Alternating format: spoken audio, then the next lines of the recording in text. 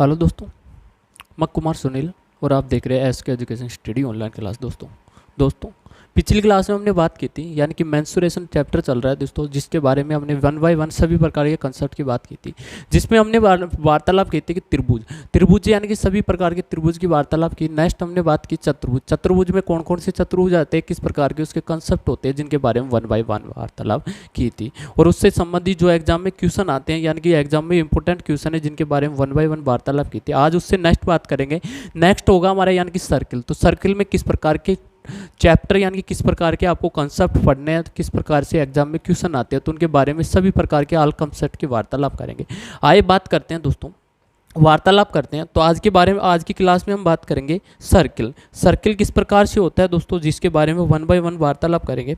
बात करते हैं, हम बात करेंगे वर्त को बोलते हैं, क्या बोलते हैं दोस्तों, सर्किल। क्या बोलते हैं, सर्किल बोलते हैं। तो वर्त की बात करेंगे। आइए बात करते हैं, वर्त की बेसिक कंसेप्ट जानेंगे, फिर उससे संबंधित सभी प्रकार के क्वेश्चनों की वार्तालाप करेंगे। मेंसुरेंस की बात करें तो मेंसुरेशन में हमने त्रिभुज से यानी कि त्रिभुज, पहले हमने वार्तालाप की त्रिभुज में सभी प्रकार के त्रिभुज को पढ़ा, उससे संबंधित क्वेश्चनों को सोल्व किया। फिर हमने बात की चतुर्भुज में सभी प्रकार के चतुर्भुज के कंसेप्ट को, बेसिक कंसेप्ट को जाना, फिर उससे संबंधित क्वेश्चनों को सोल्व किया। आज हम बात करेंगे वर्त। तो वर्त के बेसिक कंसेप्ट की जानेंगे, फिर उसके बाद में उसके क्वेश्चनों को सोल्व करेंगे।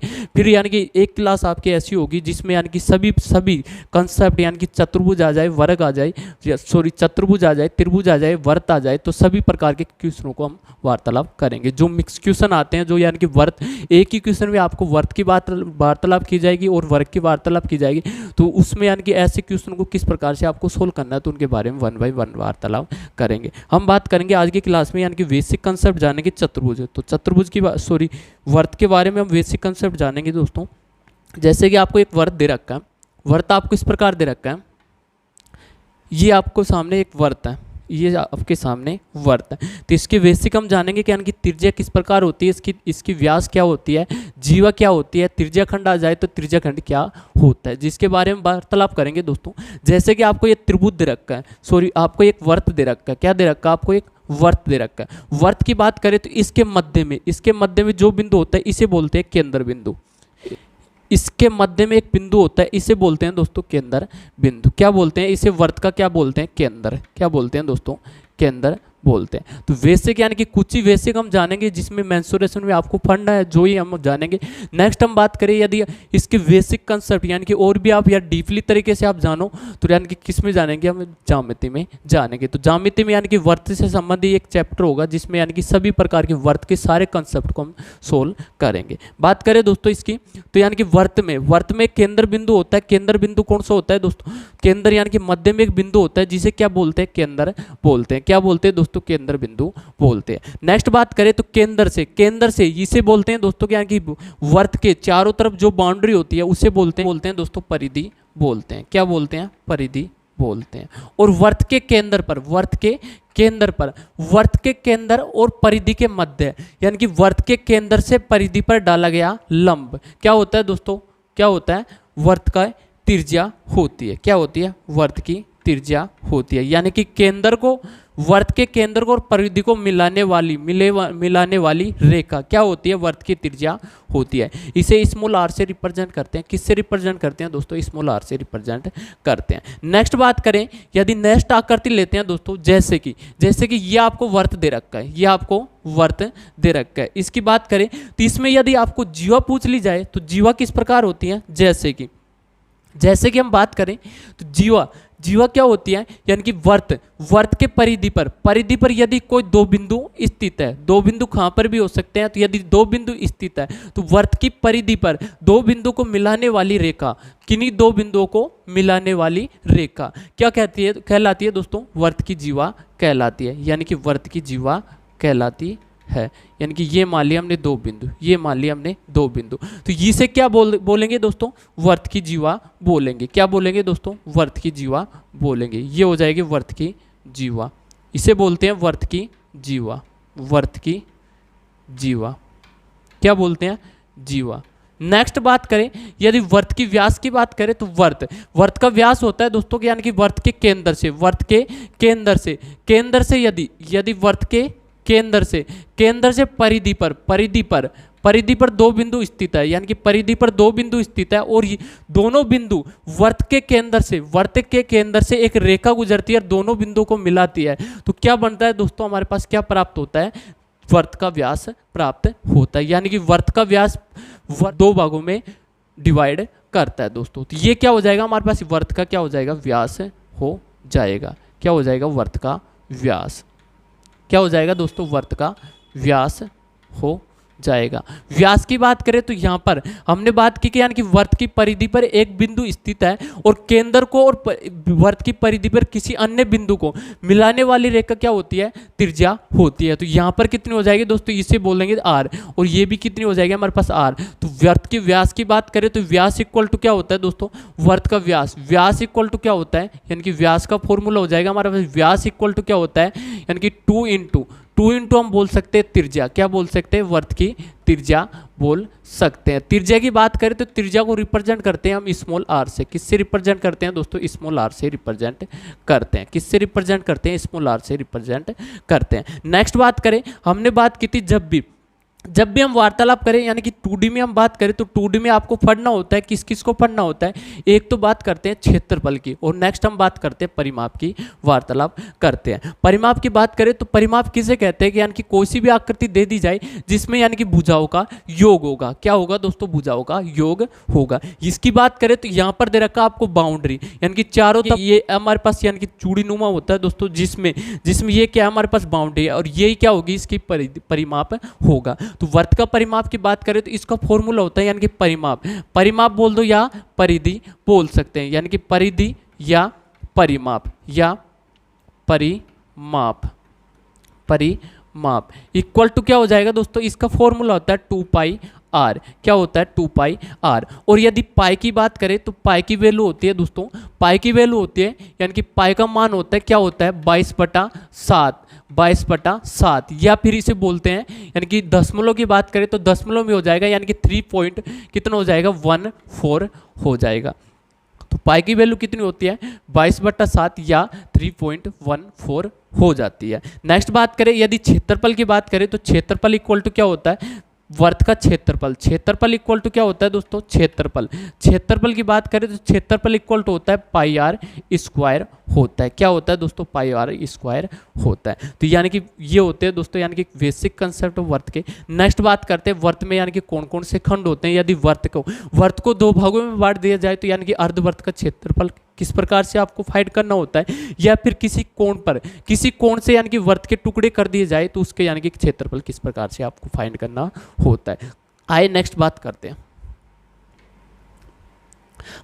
हैं दोस्तों, जैसे कि हम वार्तालाप करें, जैसे कि आपको आकृति दे रखी है दोस्तों, एक वृत्त, ये वृत्त आपको दे रखा है। इसकी बात करें तो इसमें यानी कि आपको पूछ लिया जाता है दोस्तों, जैसे कि पूछ लिया जाता है कि यानी कि त्रिज्याखंड किसे कहेंगे दोस्तों, त्रिज्याखंड यानी कि त्रिज्याखंड। तो त्रिज्याओं के द्वारा वृत्त का यदि दो टुकड़ों में विभाजित कर दिया जाए तो उसे क्या कहेंगे दोस्तों, त्रिज्याखंड कहेंगे। जैसे कि ये हो गया हमारे पास, यानी कि एक हो गई हमारे पास त्रिज्या, ये हो गई हमारे पास त्रिज्या हो गई, इसको दे दिया हमने r1। क्या दे दिया, r1 दे दिया। नेक्स्ट बात करें तो इसकी यानी कि इसी पर यानी कि इसी परिधि पर यानी कि एक और त्रिज्या डाल दी जाए, जैसे कि ये हमने डाल दिया, ये त्रिज्या डाल दिया तो ये भी कितनी होगी हमारे पास, r होगी।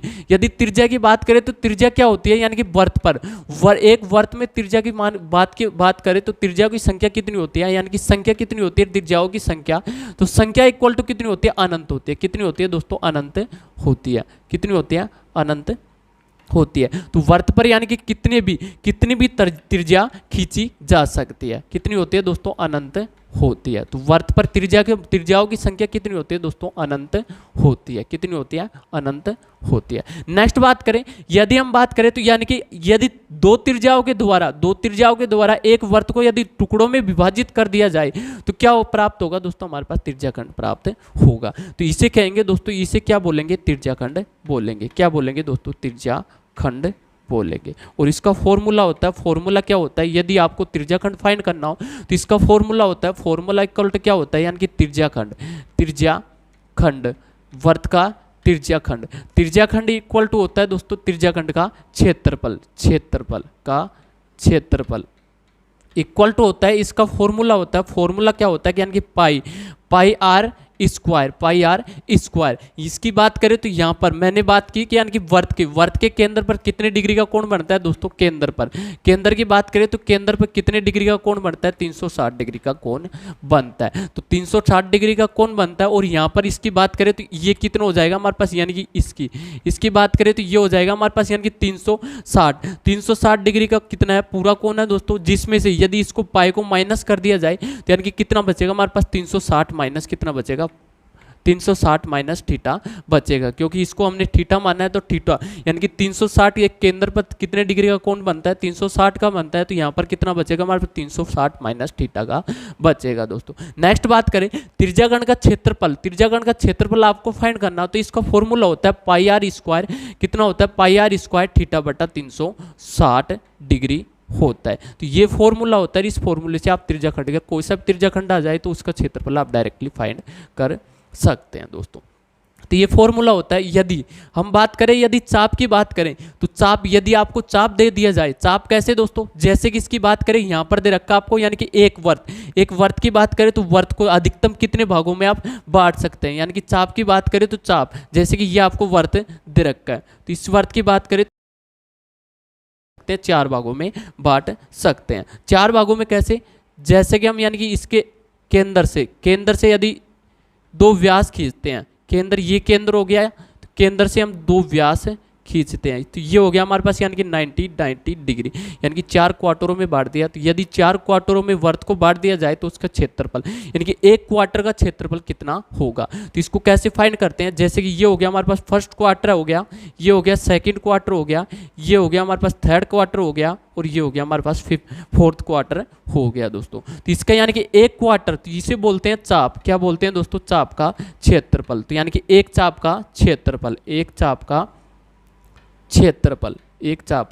क्षेत्रफल कैसे फाइंड करेंगे दोस्तों, तो एक चाप का क्षेत्रफल होता है, क्षेत्रफल कैसे फाइंड करेंगे, हमने इसकी बात की कि यानी कि जब आपको त्रिज्याखंड दे रखा हो तो उसमें लगाते हैं हम थीटा, जैसे कि कोण आपको दे रखा थीटा, तो थीटा दे रखा तो यानी कि थीटा बटा कितना होगा, 360 डिग्री होगा। इसकी बात करें तो चाप की बात करें तो चाप यानी कि एक त्रिभुज में कितने चाप, अधिकतम कितने चाप काटे जा सकते हैं, एक चाप होता है 90 डिग्री का, कितना होता है दोस्तों, 90 डिग्री का होता है, अधिकतम 4 चाप काट सकते हैं। तो यानी कि इसका हो जाएगा हमारे पास फॉर्मूला हो जाएगा यानी कि 1/4 इंटू पाई आर स्क्वायर, कितना हो जाएगा, 1/4 इंटू पाई आर स्क्वायर हो जाएगा दोस्तों। नेक्स्ट बात करें, यदि चाप की लंबाई की बात करें तो चाप की लंबाई यानी कि एक चाप की लंबाई, इसका फॉर्मूला हो जाएगा एक चाप की लंबाई, एक चाप की लंबाई।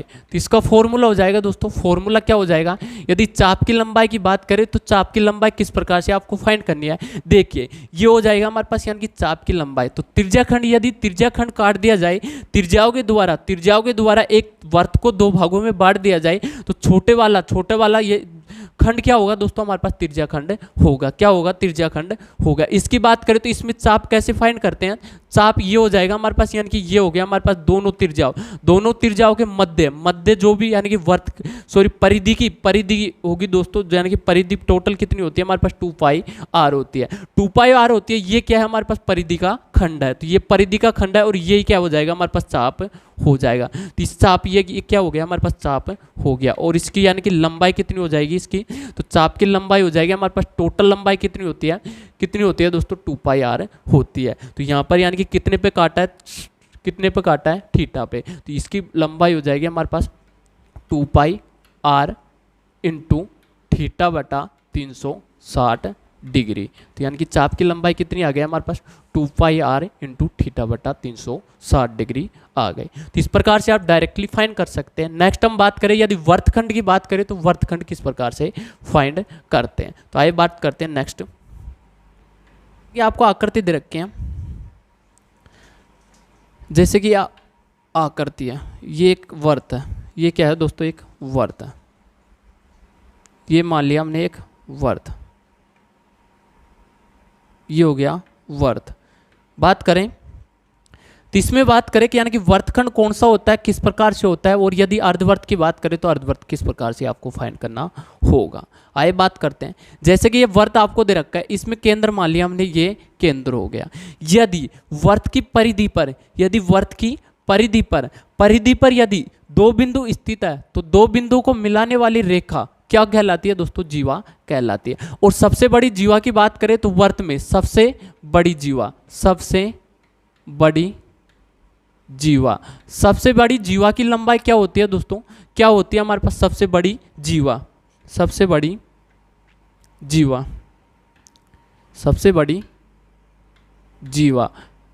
की लंबाई। तो सबसे बड़ी जीवा की लंबाई की बात करें तो सबसे बड़ी जीवा होती है दोस्तों व्यास के बराबर होती है। क्या होती है, व्यास के बराबर होती है।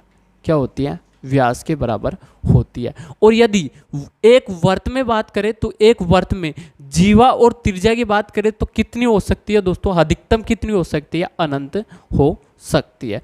जीवा और त्रिज्या की बात करें तो यानी कि इनकी संख्या, जीवा और त्रिज्या, जीवा और क्या बात करें दोस्तों, त्रिज्या की वार्तालाप करें, त्रिज्या तो इनकी संख्या क्या होगी, यानी कि एक वर्त में इनकी संख्या क्या होती है दोस्तों, अनंत होती है। क्या होती है, अनंत होती है। यानी कि इनकी संख्याओं को हम फाइंड नहीं कर सकते। तो एक वर्त की बात करें तो वर्त में जीवा की भी संख्या यानी कि अनंत होती है, कितनी भी हो सकती है। और त्रिज्या की बात करें तो त्रिज्याओं की संख्या भी कितनी भी हो सकती है। इसकी बात करें तो यानी कि इसमें यदि एक वर्त की परिधि पर यदि दो बिंदु स्थित है और दो बिंदुओं पर यानी कि कोई रेखा गुजरती है दो बिंदुओं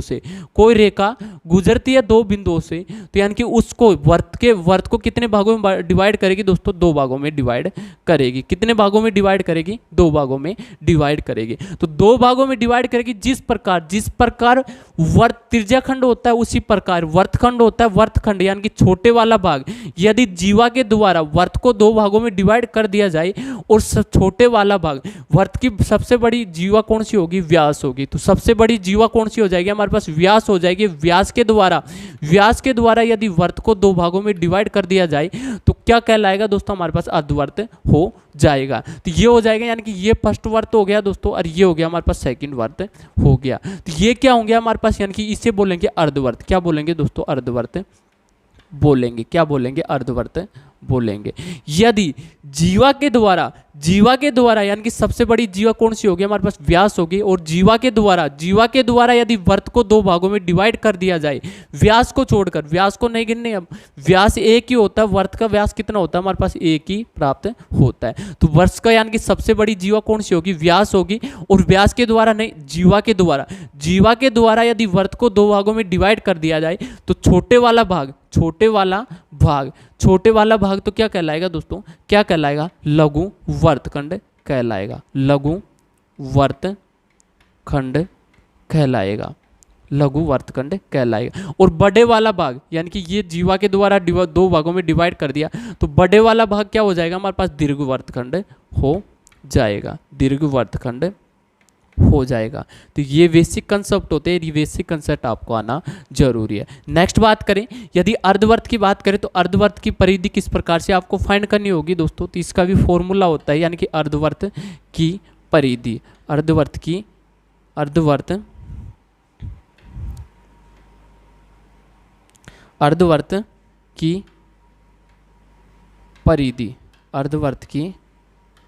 परिधि, इसका फॉर्मूला होता है। फॉर्मूला किस प्रकार से आपको फाइंड करना होगा, जैसे कि यदि वर्त से हम बात करें तो वर्त, ये आपको वर्त दे रखा है एक, ये हो गया हमारे पास वर्त। इसकी बात करें तो इसमें यदि वर्त को यानी कि व्यास के द्वारा दो भागों में डिवाइड कर दिया जाए तो ये हो गया हमारे पास व्यास के द्वारा दो भागों में डिवाइड कर दिया जाए तो परिधि भी क्या होगी, दो भागों में डिवाइड हो जाएगी। परिधि इक्वल टू क्या होता है, वर्त की परिधि इक्वल टू होता है हमारे पास 2πr। क्या होता है, 2πr। दो भागों में डिवाइड कर दिया तो क्या बचेगी, हमारे पास πr बचेगी। परिधि किस प्रकार से फाइंड करते हैं, यानी कि परिधि या बोल दिया जाए या परिमाप बोल दिया जाए। तो परिमाप इक्वल टू क्या होता है, यानी कि कोई सी भी आकृति दे दी जाए जिसके यानी कि चारों तरफ की बाउंड्री होती है। इसकी बात करें तो अर्धवर्त की बात करें तो अर्धवर्त में चारों तरफ की बाउंड्री की बात करें तो चारों तरफ की बाउंड्री, यानी कि ये तो क्या हो जाएगा हमारे पास, यानी कि अर्धवर्त की परिधि हो जाएगी। अर्धवर्त की परिधि कितनी होगी हमारे पास, यानी कि ये तो हो जाएगी हमारे पास पाई आर, कितनी हो जाएगी दोस्तों, पाई आर हो जाएगी, पाई आर हो जाएगी। तो यानी कि इसकी बात करें तो यानी कि ये तो पाई आर, यानी कि यहाँ से ये अर्धवर्त की क्या हो गई, परिधि हो गई। नेक्स्ट बात करें बाउंड्री की बात करते हैं तो बाउंड्री ये क्या है हमारे पास, यानी कि वर्त का व्यास। व्यास को कैसे लिखते हैं, यानी कि आर प्लस आर लिखते हैं, यानी कि कितने आ जाएंगे, 2r हो जाएगा। तो परिधि इक्वल टू हो जाएगा हमारे पास, इसका हो जाएगा यानी कि 2r प्लस क्या हो जाएगा, पाई आर हो जाएगा। इसमें से r हम कॉमन ले सकते हैं, तो यानी कि ये बच जाएगा हमारे पास r इंटू क्या आ जाएगा, 2 प्लस पाई आ जाएगा। तो इस प्रकार से हम डायरेक्टली फाइंड कर सकते हैं दोस्तों। तो ये कुछ बेसिक कंसेप्ट है। बेसिक कंसेप्ट में क्या क्या जाना हमने, यानी कि हमने वार्तालाप की दोस्तों, जैसे कि हमने बात की बेसिक कंसेप्ट यानी कि वर्त में बात की, तो वर्त में यानी कि मध्य में बिंदु जो स्थित होता है उसे क्या बोलते हैं, केंद्र बोलते हैं। केंद्र के बाद वर्त के चारों तरफ जो बाउंड्री होती है उसे क्या बोलते हैं दोस्तों, परिधि कहते हैं। नेक्स्ट बात करें, यदि केंद्र से और वर्त की परिधि पर कोई रेखा गुजरती है तो उसे क्या कहते हैं दोस्तों, त्रिज्या कहते हैं। क्या कहते हैं दोस्तों, त्रिज्या कहते हैं। नेक्स्ट बात करें, नेक्स्ट हमने वार्तालाप की यानी कि परिधि को क्या बोलते हैं, परिमाप बोलते हैं। परिमाप इक्वल टू क्या होता है, 2 पाई आर होता है। क्षेत्रफल की बात करें तो क्षेत्रफल होता है पाई आर स्क्वायर होता है। नेक्स्ट बात करें यदि जीवा की बात करें तो यानी कि जीवा कैसे फाइंड करते हैं, जीवा किस प्रकार होती है दोस्तों, जैसे कि यानी कि एक वर्त की परिधि पर यदि दो बिंदु कोई अन्य दो बिंदु स्थित है और दोनों बिंदुओं को मिलाने वाली रेखा क्या कहलाएगी, हमारे पास वर्त की जीवा कहलाएगी। सबसे बड़ी जीवा की बात करें तो सबसे बड़ी जीवा कौन सी हो जाएगी, हमारे पास व्यास हो जाएगी। व्यास इक्वल टू होता है 2 इंटू त्रिज्या। त्रिज्या को आर से यानी कि स्मॉल आर से रिप्रेजेंट करते हैं। यदि पाई की बात करें तो पाई की वैल्यू आपको लेनी है 22/7 या फिर लेनी है आपको दशमलव की बात करें तो दशमलव में लेनी है 3.14 लेनी है। नेक्स्ट हमने बात की दोस्तों, नेक्स्ट हमने वार्तालाप की यानी कि एक वर्त की बात करें तो वर्त में यानी कि यदि दो खंड कर दिए जाए यानी कि त्रिज्या के द्वारा दो खंड कर दिए जाए तो एक यानी कि जो थीटा के द्वारा जो खंड किया जाएगा उसे बोलते हैं त्रिज्या खंड। क्या बोलते हैं दोस्तों, त्रिज्या खंड। और यदि हम बात करें परिधि की यानी कि खंड होगा तो यानी कि उसकी परिधि की भी क्या होगी, 2 भागों में बटेगी। तो यानी कि परिधि को क्या बोलते हैं, चाप की लंबाई बोलते हैं। क्या बोलते हैं दोस्तों, चाप की लंबाई बोलते हैं। यानी कि ये क्या होगा हमारे पास, जो भी खंड टूटेगा जो जिसे क्या बोलेंगे दोस्तों, चाप बोलेंगे। क्या बोलेंगे, चाप बोलेंगे। तो चाप की लंबाई कितनी आ जाएगी हमारे पास, कितनी आ जाएगी, 2 पाई आर। यानी कि टोटल परिधि कितनी होती है, 2 पाई आर होती है। तो यानी कि थीटा पे डिवाइड किया है तो थीटा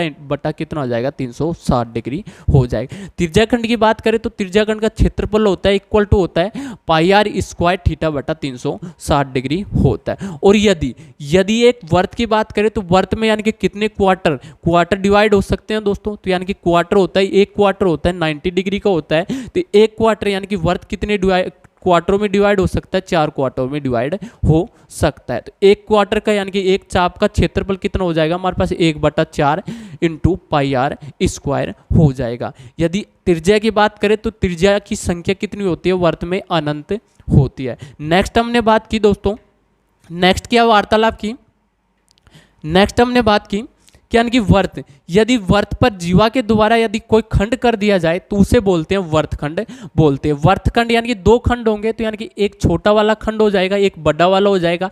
छोटे वाले को बोलेंगे लघु वर्तखंड बोलेंगे और बड़े वाले को बोलेंगे दीर्घ वर्तखंड बोलेंगे। नेक्स्ट हमने बात की कि यानी कि सबसे बड़ी जीवा किसे कहते हैं दोस्तों, व्यास कहते हैं। तो व्यास को यानी कि एक वर्त की सबसे बड़ी जीवा व्यास होती है दोस्तों। और व्यास के द्वारा यदि वर्त को 2 भागों में डिवाइड कर दिया जाए तो वर्त के कितने भाग होंगे, 2 अर्ध भाग हो जाएंगे। यानी कि 2 भागों में 2 आधे भागों में बढ़ जाएगा तो यानी कि क्या होगा, अर्धवर्त कहलाएगा। तो अर्धवर्त की वार्तालाप करें तो अर्धवर्त की यानी कि अर्धवर्त की परिधि की बात करें तो अर्धवर्त की परिधि होगी 2r प्लस पाई आर हो जाएगी। कैसे होगी, यानी कि 2 भागों में डिवाइड कर दिया, 2 बराबर भागों में डिवाइड कर दिया तो परिधि भी 2 भागों में डिवाइड हो जाएगी। और यानी कि व्यास इक्वल टू कितना होता है हमारे पास, 2r होता है। तो व्यास भी जुड़ेगा क्योंकि परिधि होती है, परिधि क्या होती है, यानी कि चारों तरफ की बाउंड्री होती है। तो क्या आ जाएगा, इसके परिधि इक्वल टू आ जाएगा हमारे पास 2r प्लस पाई आर आ जाएगा। तो ये हमने वार्तालाप की दोस्तों। आइए नेक्स्ट 1 बाय 1 क्वेश्चनों को सोल्व करते हैं। आइए बात करते हैं कि क्वेश्चनों को किस प्रकार से, बेसिक कंसेप्ट आपको आ गया तो आप डायरेक्टली इन क्वेश्चनों को आप डायरेक्टली सोल्व कर सकते हैं। तो बेसिक कंसेप्ट आपको आना जरूरी है।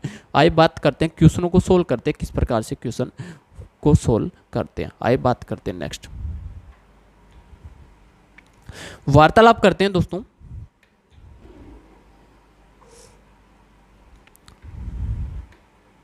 बात करते हैं दोस्तों, जैसे कि आपको क्वेश्चन दे रखा है, क्वेश्चन आपको इस प्रकार दे रखा है, बोला गया है दोस्तों कि किसी वर्त की परिधि तथा व्यास का अंतर 150 मीटर है तो वर्त की त्रिज्या ज्ञात करें। तो वर्त की त्रिज्या आपको फाइंड करनी है, कैसे हम सोल्व करेंगे आइए बात करते हैं, वार्तालाप करते हैं किस प्रकार से सोल्व करते हैं। तो किसी वर्त की बात की है तो वर्त की परिधि दे दी गई है और वर्त का क्या दे दिया गया है, व्यास का अंतर। तो व्यास इक्वल टू, यानी कि परिधि की बात करें तो परिधि होती है, वर्त की परिधि होती है क्या होती है 2πr होती है, और व्यास की बात करें तो व्यास क्या होता है हमारे पास 2r होता है। इसमें से कॉमन आ जाएगा, कॉमन क्या आ रहा है हमारे पास 2r आ रहा है, 2r कॉमन ले लिया तो ये बच गया हमारे पास पाई प्लस कितने बच गया हमारे पास 1 बच गया। पाई की बात करें तो पाई की वैल्यू होती है, हमने वार्तालाप की थी कि पाई इक्वल टू क्या ले सकते हैं हम 22/7 ले सकते हैं। यदि आपको क्वेश्चन में बोला गया है तो वही आपको वैल्यू लेनी है, यदि क्वेश्चन में ना बोला गया तो कौन सी लेनी है आपको 22/7 लेनी है। तो बात करें इसकी तो ये हो जाएगा हमारे पास, यानी कि अंतर दे रखा है तो अंतर हो जाएगा, ये क्या हो जाएगा हमारे पास अंतर हो जाएगा। इसकी बात करें तो ये हो जाएगा हमारे पास अंतर, क्योंकि अंतर आपको दे रखा है तो अंतर हो जाएगा यानी कि 2 × r की बात करें तो अंतर आपको दे रखा है, त्रिज्या आपको फाइंड करनी है तो r हो जाएगा। पाई की बात करें तो पाई की वैल्यू लेनी है आपको 22/7 आएगा, तो यानी कि 7 का हम एलसीएम ले सकते हैं, तो यानी कि एलसीएम आएगा 1 से मल्टीप्लाई होगा कितना होगा हमारे पास 7, तो ये आ जाएगा 7 आ जाएगा। 22 में से 7 को माइनस करेंगे तो कितना आएगा हमारे पास, यानी कि 2 × कितना आएगा r आ जाएगा। नेक्स्ट बात करें 22 में से 7 को माइनस करेंगे तो कितना बचेगा हमारे पास, शेष आ जाएगा हमारे पास 15 कितना आ जाएगा 7 आ जाएगा। और परिधि इक्वल टू आपको दे रखा है, सॉरी अंतर आपको कितना दे रखा है, आपको दे रखा है 150 का अंतर दे रखा है। तो 150 का अंतर दे रखा है, यहाँ पर 15 मल्टीप्लाई में इधर जाएगा डिवाइड में होगा, तो यानी कि 15 से डिवाइड करेंगे कितनी बार जा रहा है 10 बार जा रहा है। नेक्स्ट बात करें 2 से डिवाइड करें तो ये जा रहा है हमारे पास 2 से जा रहा है कितनी बार जा रहा है 5 बार जा रहा है। नेक्स्ट बात करें तो r की वैल्यू आ जाएगी हमारे पास 7 किस में डिवाइड में, इधर जाएगा किस में होगा मल्टीप्लाई में हो जाएगा। 7 को 5 से मल्टीप्लाई करेंगे तो कितना आएगा हमारे पास 35 आ जाएगा। तो ये हो जाएगा हमारे पास 35 मीटर, कितना हो जाएगा 35 मीटर आ जाएगा। तो त्रिज्या की वैल्यू कितनी आ गई हमारे पास 35 आ गई। तो इस प्रकार से यानी कि बेसिक कंसेप्ट आपको आना जरूरी है, तो बेसिक कंसेप्ट आपको आ गया तो आप सोल्व कर सकते हैं। तो इसके राइट आंसर की बात करें तो राइट आंसर हो जाएगा दोस्तों इसका बी नंबर का राइट आंसर हो जाएगा।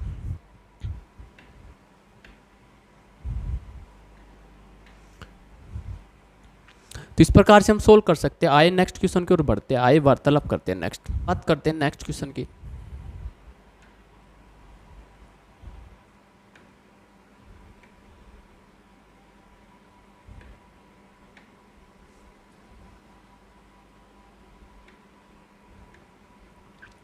बात करते हैं दोस्तों नेक्स्ट क्वेश्चन की वार्तालाप करें तो नेक्स्ट क्वेश्चन आपको दे रखा है, किसी वर्त की परिधि तथा क्षेत्रफल का अंकिक मान समान है, यानी कि अंकिक मान समान है तो क्षेत्रफल ज्ञात करें। तो क्षेत्रफल आपको फाइंड करना है, जैसे कि आपको यानी कि वर्त की परिधि और क्षेत्रफल क्या दे रखा है आपको समान दे रखा है। कैसे दोस्तों, जैसे कि हम बात करें, जैसे कि आपको वर्त दे रखा है, इसकी बात करें तो इसमें आपको दे रखा है क्या बोला गया कि यानी कि वर्त की परिधि, तो वर्त की परिधि क्या हो जाएगी, यानी कि चारों तरफ की बाउंड्री हो जाएगी, ये क्या हो जाएगी हमारे पास परिधि हो जाएगी। नेक्स्ट बात करें क्षेत्रफल की बात किया तो ये क्या होगा, इसका क्षेत्रफल हो जाएगा, यानी कि अंदर का भाग क्या होता है क्षेत्रफल होगा।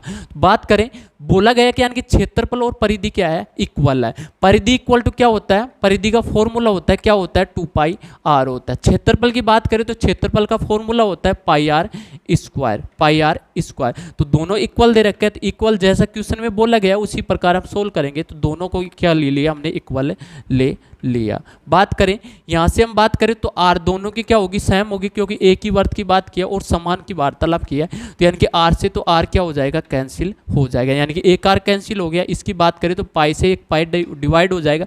तो आर इक्वल टू कितना आ गया हमारे पास, 2 आ गया। क्या आ गया हमारे पास, आर की वैल्यू आ गई 2 आ गई।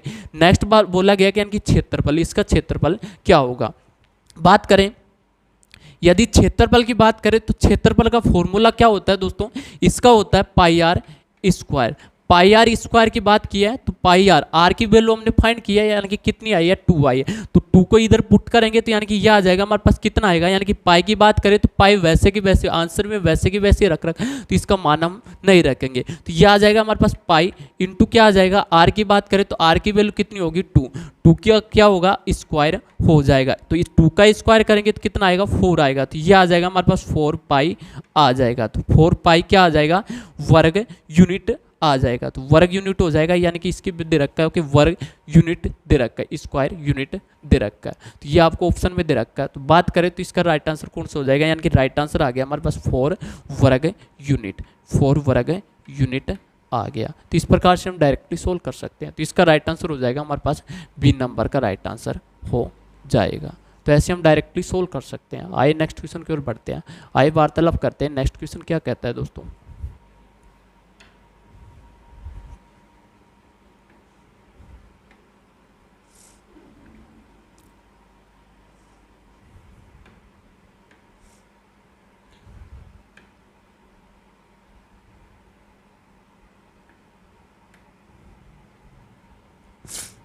बात करते हैं दोस्तों।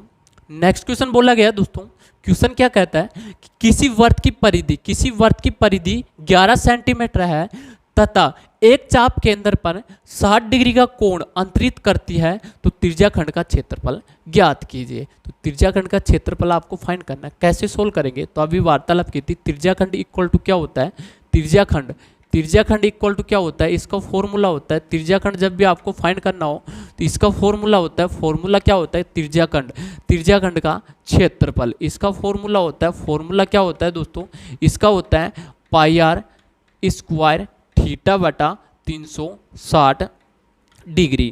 क्वेश्चन में क्या बोला गया है, क्वेश्चन में बोला गया है दोस्तों कि यानी कि ये एक वर्त है, किसी वर्त की परिधि आपको दे रखी है 11 सेंटीमीटर है और एक चाप केंद्र पर 60 डिग्री का कोण अंतरित करती है, यानी कि ये वर्त है।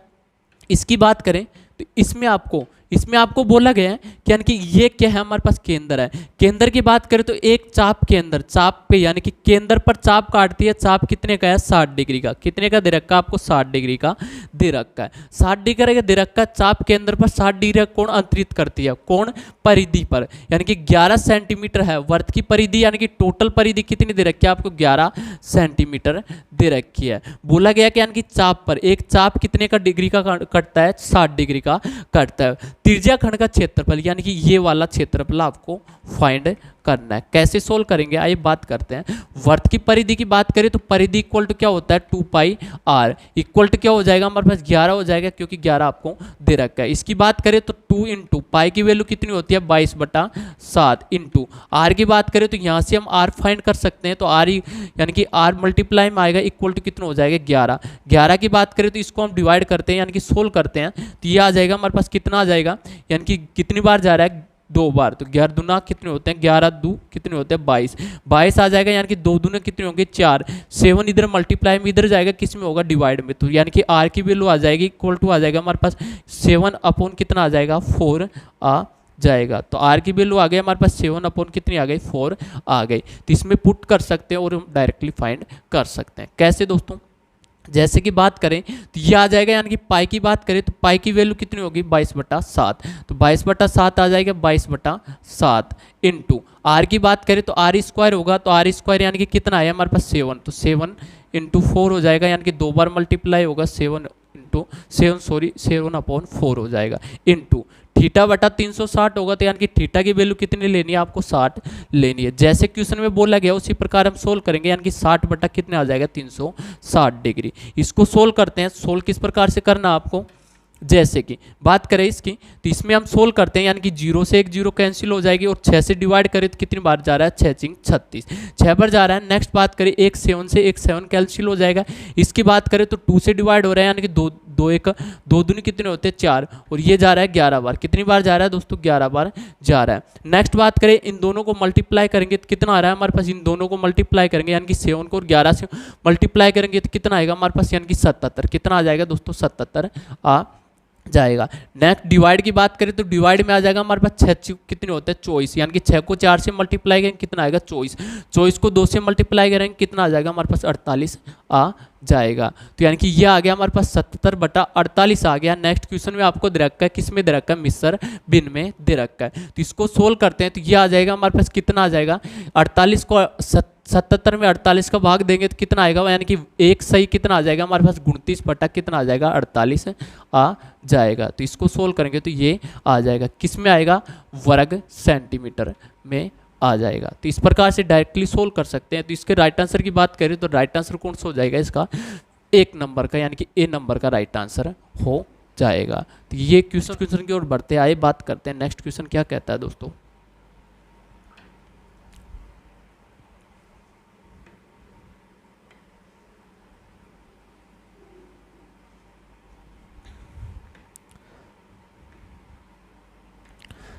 बात करते हैं दोस्तों, नेक्स्ट क्वेश्चन आपको दे रखा है। क्वेश्चन क्या बोल रहा है दोस्तों, यानी कि अगर दो वर्त के क्षेत्रफलों का अनुपात, अगर दो वर्त के क्षेत्रफलों का अनुपात 4:9 है तो उनकी परिधियों का अनुपात होगा। तो परिधियों का अनुपात होगा, ये परिधि आपको फाइंड करनी है। कैसे सोल्व करते हैं बात करते हैं। दो वर्त की बात की है तो दो वर्त में हमने ले लिया, यानी कि एक वर्त की परिधि को हम मान सकते हैं आर, यानी कि कैपिटल आर मान सकते हैं, और दूसरे को मान सकते हैं स्मॉल आर मान सकते हैं। तो ये आ जाएगा इसका, यानी कि एक वर्त का हो जाएगा हमारे पास, यानी कि फर्स्ट वर्त का क्षेत्रफल।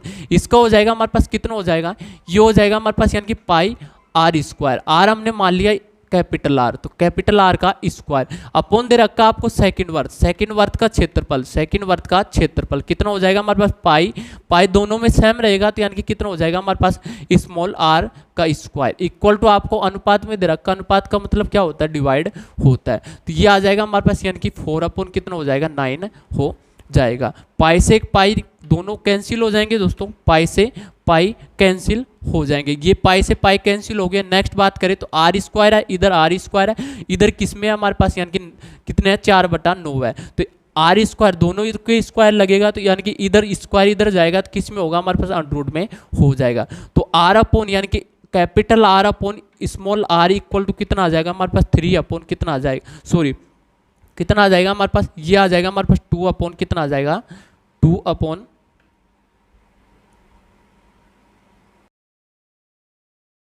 कितना आ जाएगा, 2/3 आ जाएगा। तो यानी कि दोनों वर्त की परिधि कितनी आ गया हमारे पास, 2:3 आ गए। नेक्स्ट बोला गया कि यानी कि उनकी परिधियों का अनुपात की बात किया तो परिधि क्या होती है 2πr। कोई सा वर्त आ जाए तो उसकी परिधि होती है 2πr, जिसमें 2π क्या होता है, कॉन्स्टेंट होता है। तो यानी कि r की वैल्यू आएगी दोस्तों, तो r की वैल्यू कितनी आ जाएगी हमारे पास, 2:3 आ जाएगी। तो यानी कि दोनों में, यानी कि दो वर्त की बात करें तो दो वर्त में एक में हो गया हमारे पास 2π कैपिटल आर होगी, अपॉन क्या हो जाएगी, 2π स्मॉल आर हो जाएगी। 2π से 2π कैंसिल हो जाएगा, तो यानी कि r अपॉन स्मॉल आर शेष रहेगा। तो यानी कि आर अनुपात कितना आ जाएगा हमारे पास, स्मॉल आर इक्वल टू कितना आ जाएगा हमारे पास, 2:3 आ जाएगा। और यही क्या होगा हमारे पास, राइट आंसर होगा। तो इसके राइट आंसर की बात करें तो राइट आंसर कौन सा हो जाएगा इसका, ए नंबर का राइट आंसर हो जाएगा। तो ये कुछ कंसेप्ट थे दोस्तों, ये आपको आना जरूरी है। तो यानी कि कुछ क्वेश्चन को आज की बार क्लास में हमने बात की, कुछ क्वेश्चन थे जो वर्त के बेसिक कंसेप्ट की हमने वार्तालाप की, और उससे संबंधित कुछ क्वेश्चन थे जिनके बारे में 1 बाय 1 वार्तालाप की। नेक्स्ट फिर इसी चैप्टर पर वार्तालाप करेंगे, इसी चैप्टर पर जो भी इंपॉर्टेंट क्वेश्चन है जिनके बारे में वार्तालाप करेंगे। तो नेक्स्ट फिर मिलते हैं, तब तक के लिए दोस्तों हमारी YouTube channel SK education study online class में दोस्तों बने रहना। और यदि हमारे यूट्यूब चैनल पर आप नहीं आए तो मेरे यूट्यूब चैनल को सब्सक्राइब कर देना। नेक्स्ट फिर मिलते हैं दोस्तों, तब तक के लिए दोस्तों जय हिंद जय भारत।